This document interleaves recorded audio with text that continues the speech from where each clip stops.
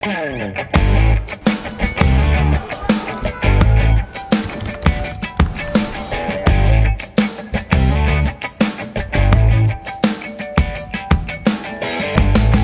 programa de hoje, conversando com o cientista político da UFRN, professor Daniel Menezes, vamos falar a respeito do quadro político eleitoral no estado do Rio Grande do Norte. Eleições para o governo do estado, eleições para o Senado e também uma rápida pincelada em relação à eleição nacional para presidente da República. Quem ganha, Lula ou Bolsonaro?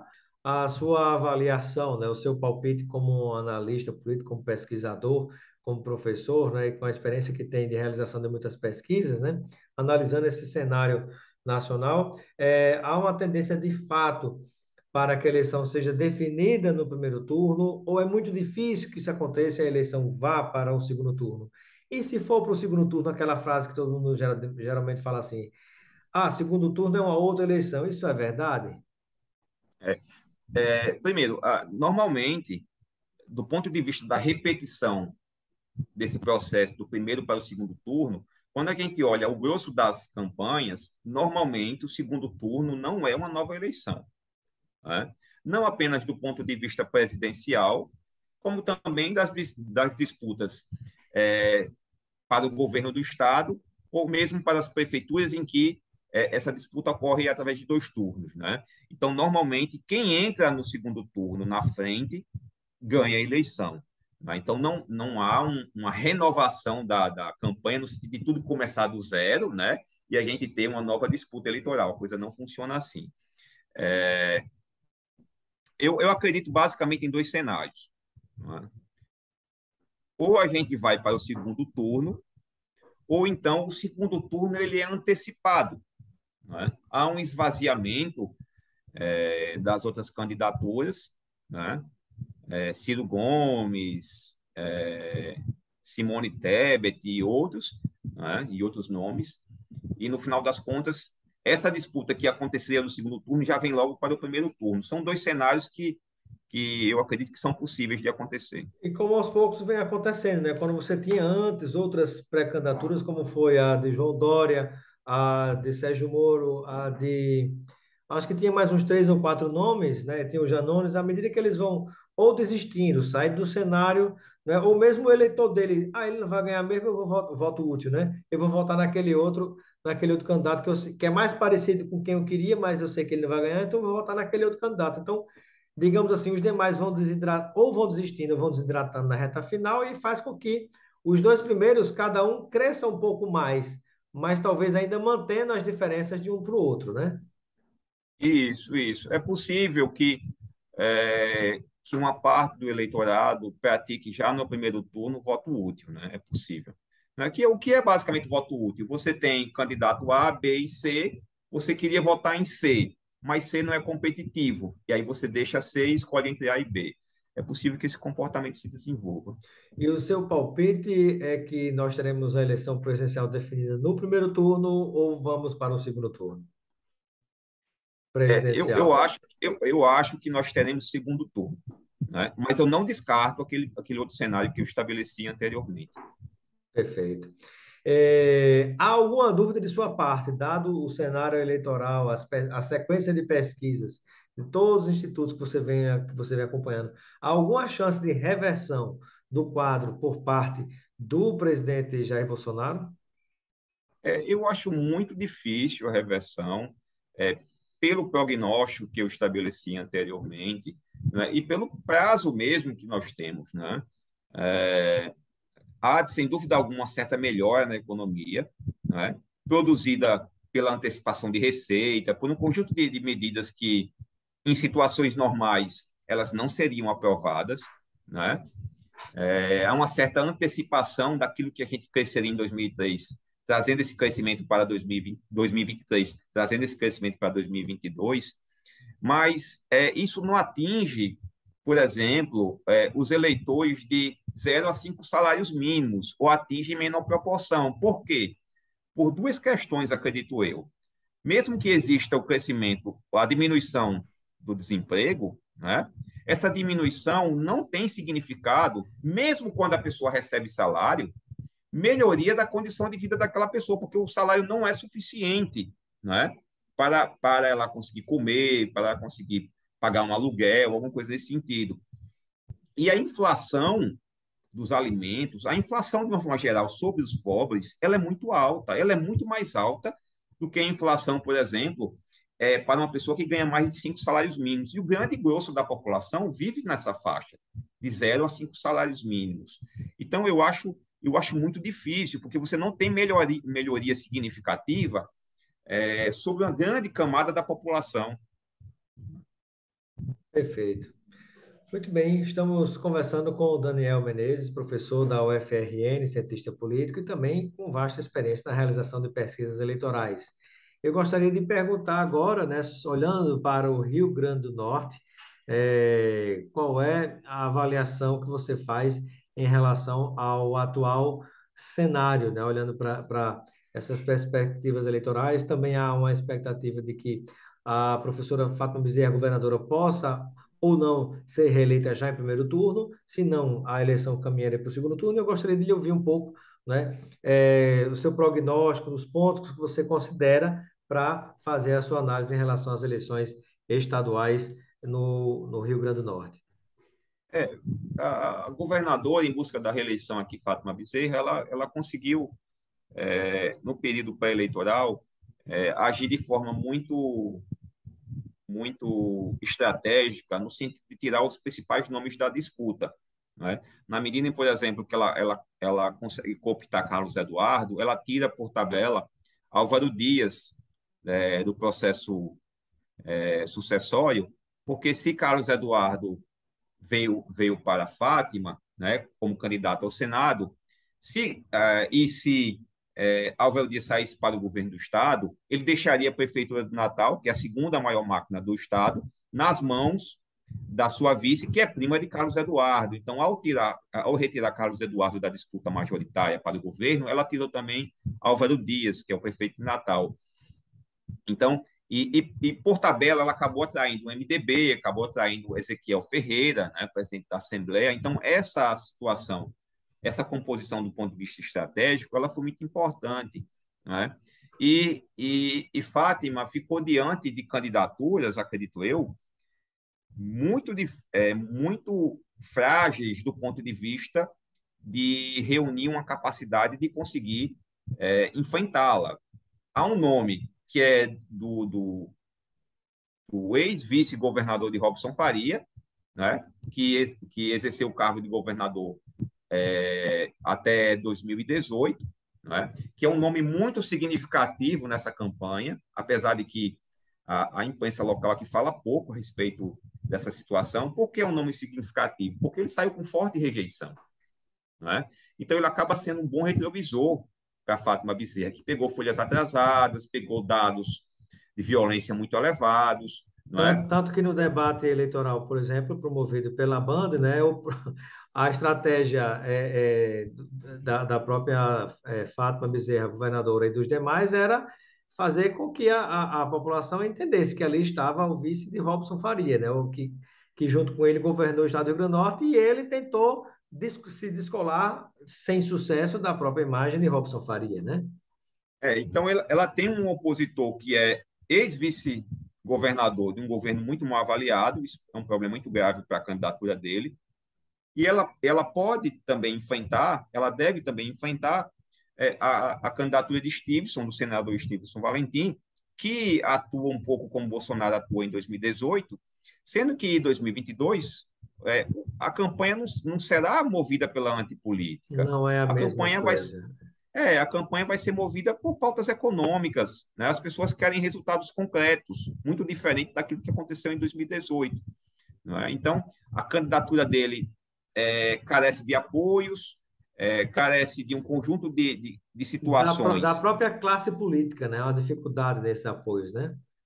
E ele tem uma dificuldade tremenda de composição pela sua própria maneira de atuar, né? Então, só nesse pouco espaço em que ele mais abertamente falou como candidato ao governo, ele já criticou, por exemplo, a UERN, então ele arrumou uma briga grande com o pessoal da UERN. Nós sabemos que a Universidade Estadual do Rio Grande do Norte é uma instituição muito valorizada pela região oeste do Rio Grande do Norte. Você falar mal da UERN é comprar uma briga com Mossoró, é comprar uma briga com a região inteira ali, né? E aí, em seguida, agora, ele falou que ia cortar os duodécimos dos poderes, sendo que ele não pode fazer isso porque os duodécimos são constitucionais, então ele já recuou, né? E aí ele já comprou uma briga com deputados, né? Com o pessoal do judiciário, Só a né? Assembleia poderia fazer isso, né?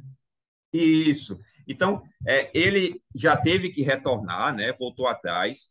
Então, Stevenson, apesar de ter bons números conforme as pesquisas, ficar ali entre 10 e 15 pontos, né? E é isso aí, do ponto de vista de partida, é importante, é positivo. Ele tem uma dificuldade muito grande para viabilizar sua candidatura do ponto de vista de se tornar competitivo e ganhar, de fato, o processo eleitoral. Então, a situação de Fátima é confortável nesse aspecto.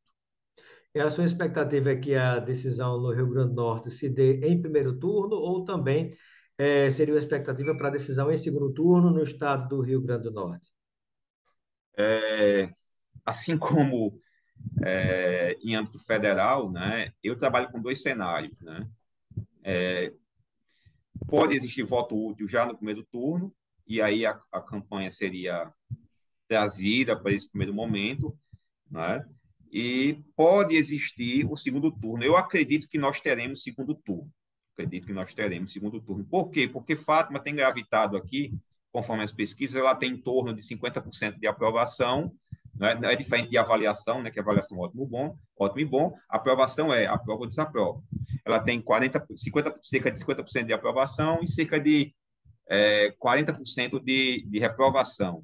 Então, normalmente, quem reprova vota na oposição, né? Então, ela tem uma aprovação que é viável do ponto de vista da sua reeleição, mas tem uma reprovação alta. Então, cria-se aí uma proximidade que, acredito eu, impede a resolução da campanha já em primeiro turno.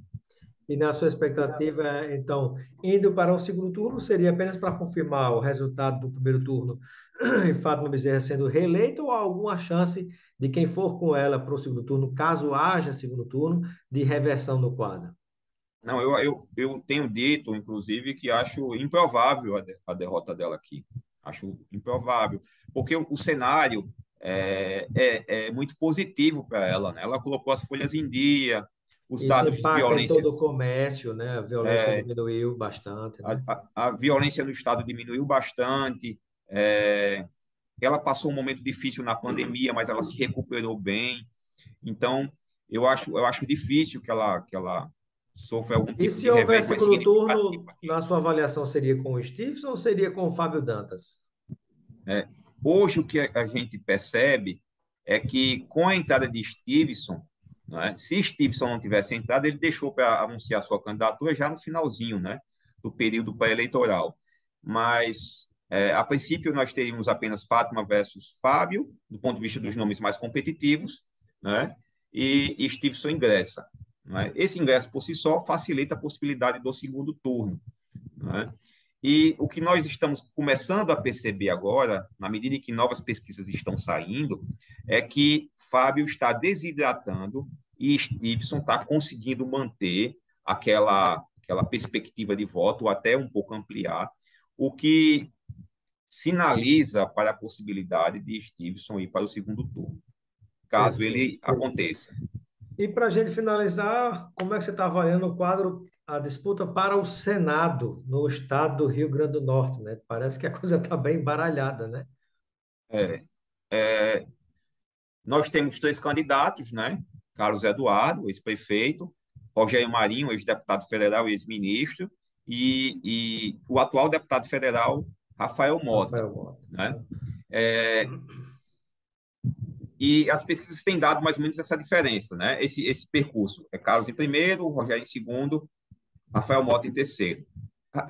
Rogério Marinho tem o apoio de quase toda a classe política do Rio Grande do Norte hoje, né? Ele, através da sua condição de ministro, conseguiu trazer recursos para o Estado, conseguiu fechar muitas parcerias com os deputados estaduais, com os prefeitos, não é? Mas ainda pesa Atra... contra ele a reforma trabalhista, Isso. previdenciária, né? E aí é impressionante, porque apesar de todo o apoio aqui das elites, da imprensa, da classe política, ele fica ali entre 15% e 20%, né? Em face disso que você falou, a rejeição dele aqui, a resistência, melhor dizendo, ao nome dele é elevada, porque ele foi o grande propositor da reforma trabalhista e também contribuiu para a aprovação da reforma da Previdência, né? E a reforma trabalhista, qual é o problema objetivo dela?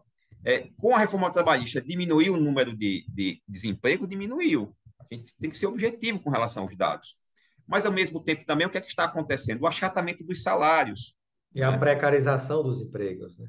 Isso, então as pessoas Trabalho, estão. talvez nem mais emprego em muitas situações, né? Isso, então as pessoas estão relacionando essa precarização, né? A reforma trabalhista. Isso para o Rogério é muito ruim. Sem dúvida. E Rafael Mota? Rafael Mota, para mim, é uma incógnita, né? Porque, Você considera porque a assim, possibilidade de que ele venha a ser o candidato eleito, ou ele pode, dividindo o campo progressista à esquerda, o campo governista, facilitar uma eleição de Rogério Marinho? há essas duas hipóteses em jogo, né? E é difícil a gente se situar em torno dela, porque me parece que esse campo progressista ele vai fortemente exercer voto útil. Diante desses dois nomes, né? Aquele que se mostrar mais próximo da eleição, mais viável, vai receber esses votos, não é, desse campo, porque como a gente bem sabe, esse campo progressista tem muita resistência, tem vários pés atrás com relação ao Jair Marinho, né? E esse campo não vai deixar, no que depender desse campo, que Rogério se eleja ao Senado, até porque Rogério se elegendo, ele vai ser o principal nome da oposição amanhã, né? Então, se Tanto no Rafael governo Mota... do Estado, quanto na presidência em relação à presidência da Isso, República, né? isso. E aí, o que eu percebo é que se Rafael Mota conseguir se aproximar de Carlos Eduardo, o fato de Rafael Mota ter uma maior proximidade com esse campo progressista, porque em que pese o fato dele ter votado a favor do impeachment, ele, durante os últimos anos, ele veio num processo de aproximação com relação à esquerda, né? E já Carlos Eduardo, além de não votar em Lula, ele tem uma relação dúbia, Lula, Ciro, aquela coisa toda. Ele fez muitas críticas à Fátima e foi um grande opositor à Fátima em 2018, quando ele pediu voto para Bolsonaro, né? E, inclusive, também durante uma parte do mandato da governadora, né? Então, ele tem uma certa resistência, ele sofre uma certa resistência desse campo progressista. Então, se Rafael conseguir se aproximar um pouco, eu acredito que Carlos Eduardo corre risco. Perfeito. Muito bem. Mas, na verdade, Carlos Eduardo, qual é o risco de perder e Rafael Mota ser eleito, ou o risco seria da eleição de Rogério Marinho? Eu acho que esses dois riscos, vamos dizer assim, eles estão dados diante desse cenário, porque é possível que alguém ganhe aí com 35%, 40%, 33% dos votos. É possível, né? Porque é uma eleição de um turno, né? Se esse campo ficar dividido, o que eu acho que não vai acontecer, né? Na Mas reta se esse campo, final, na reta é, final. mas se esse campo ficar dividido, para Rogério vai ser bom. Perfeito. Muito bem, eu quero agradecer a participação do professor da Universidade Federal do Rio Grande do Norte, Departamento da Ciência Política, Daniel Menezes, também com vasta experiência em pesquisa político-eleitoral. Muito obrigado pela sua presença e eu deixo o momento final para suas despedidas junto a todos aqueles e aquelas que nos acompanham. Legal, Robson, muito obrigado pelo convite e digo que estarei sempre à disposição, à disposição de você e dos seus telespectadores. Obrigado, professor.